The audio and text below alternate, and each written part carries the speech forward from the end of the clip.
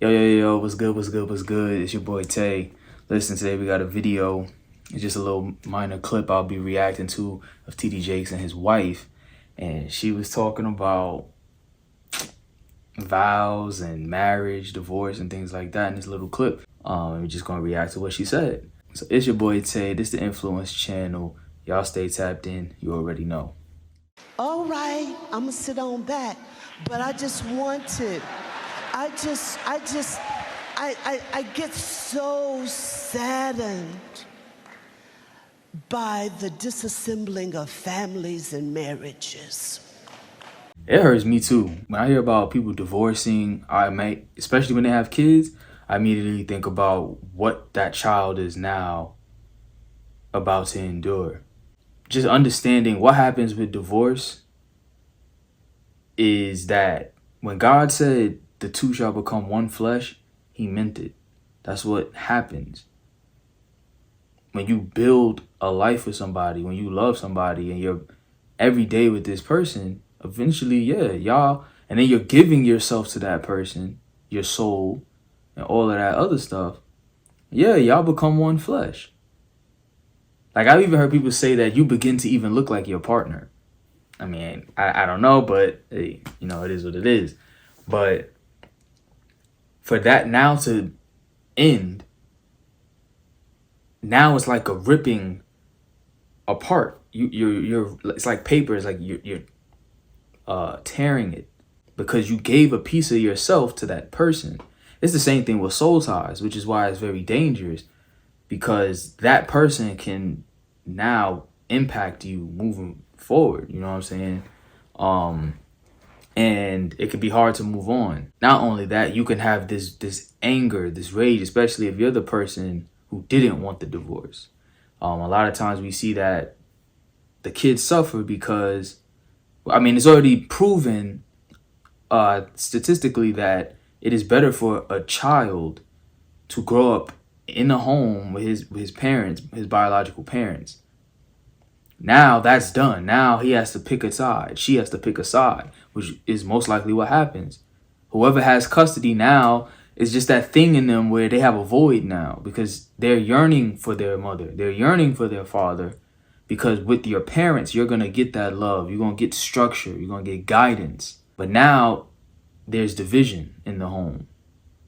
And depending on the parent that's angry or not, they'll try to use the child as a weapon. It's just not a sweet thing.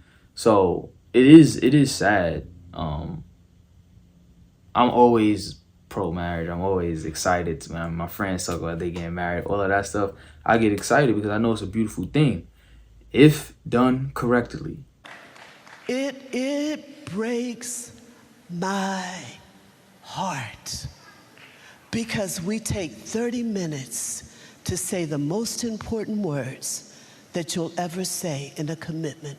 For better, for worse, in sickness and in health, forsaking all others, richer for poor. Then this new generation came along and we want to make our own vows. You know why? Because it's easy to break.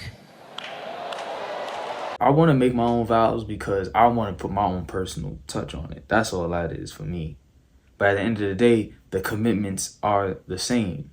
But essentially, what your vows, it is a commitment, it is a promise that you are making, and it is an agreement to your spouse that, this is how I'm moving here on out.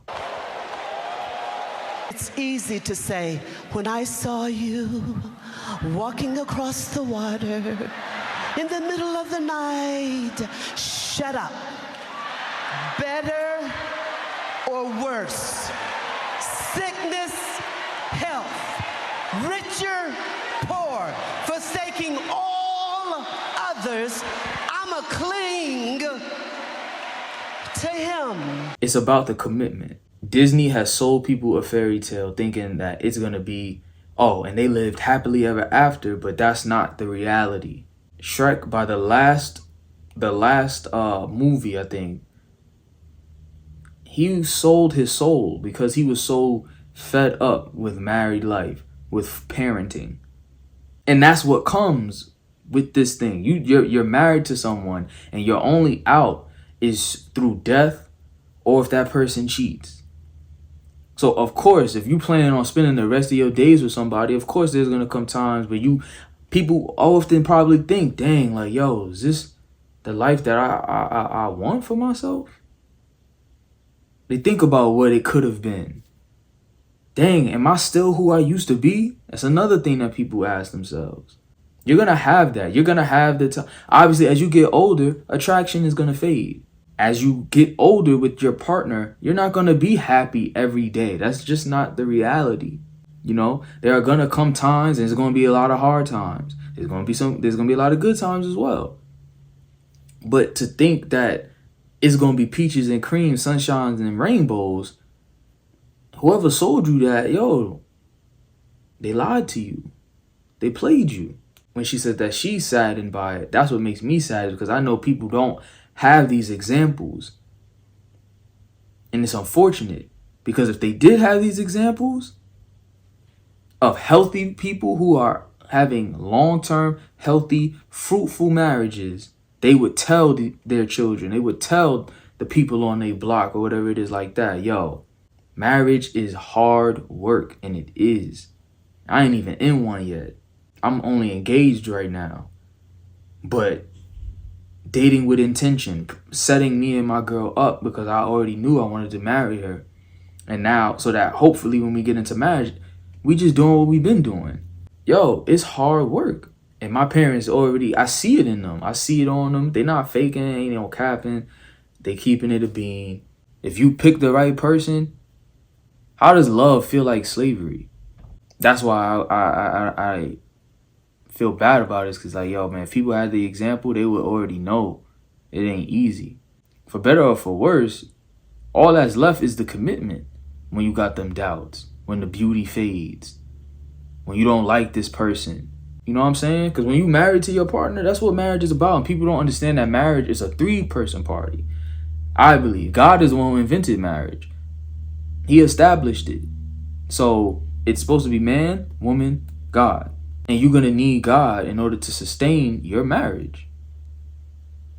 Because there's so much uncertainties in life. You need to hold on to someone. And God is the one that you can trust day in, day out, consistently. And I think people don't really understand. They think it's about happiness. They think it's about, oh, they do for me, then I'll do for them. And that's not the right That's not the right mentality. It's just not. The best marriages, I heard it said, the best marriages are 2 dead people. That means it's 2 people who serve each other. They died to themselves. Walking with God, even if I didn't have my girl, even if we didn't get engaged and if we weren't getting married, I still have to learn how to die to myself, because I have to do the will of the Lord, not the will of my flesh. I just want to leave y'all with this, man, so that y'all know what love is. 1 Corinthians 13. This is the list of what love is, and this is the stuff that you should be looking for. And what I love about it is that it says that love never fails. And specifically here in verse 7, it bears all things, believes all things, hopes all things, endureth all things. That is why love conquers all, because it endures all. In your marriage, these are the things I feel like on this list. This is what you should always keep in mind, so that y'all know y'all operating in love. Even in regular relationships, friendships, family, all of that stuff, this is love. It's just that with your wife, with your husband, you are allowed to take that all the way through romantically. But yeah, so that was just that, man. I felt like what she said it was just funny, because I was thinking about vows, and nowhere in the vows does it say happiness. But yet the world wants to sell us that, yo, if you're not happy, you should divorce that person. Like, what happened to honoring your commitment? And I feel like, yo, you got to understand, there's going to be something that comes on the back end of you breaking contract. Because that's how it will be in the business. You break contract, what happens? There's something that you're going to have to pay for that. It's the same thing with marriage. Now, some people are going to say, yeah, marriage is a business. Don't get the certificate. I shouldn't have to get a piece of paper to solidify my marriage. But all of that crap, I don't care about all that. But it's the same thing with business. You sign the contract. You don't live up to the contract, there's going to come consequences for it. There's gonna come fees and all of this other stuff that you're gonna miss out on. It's the same thing with marriage. And if you have kids, they can use it. It's just a lot of destruction and chaos can come from the splitting of the home. But yeah, man, I just basically, I just wanted to talk about that, man, because I felt like she was right when she was talking about, yo, your vows, about, yo, sickness and health. Being with your partner, committing to your partner is honorable. Committing to your partner is what? Like, marriage ain't respected like how it used to be. You know what I'm saying? And, you know, my generation, you just don't care no more. But I still hold marriage in high regard, and I still respect those who are able to do it. Because it ain't easy. It is not easy. But y'all let me know y'all thoughts in the comments, man. Y'all agree with what Mrs. Jake said?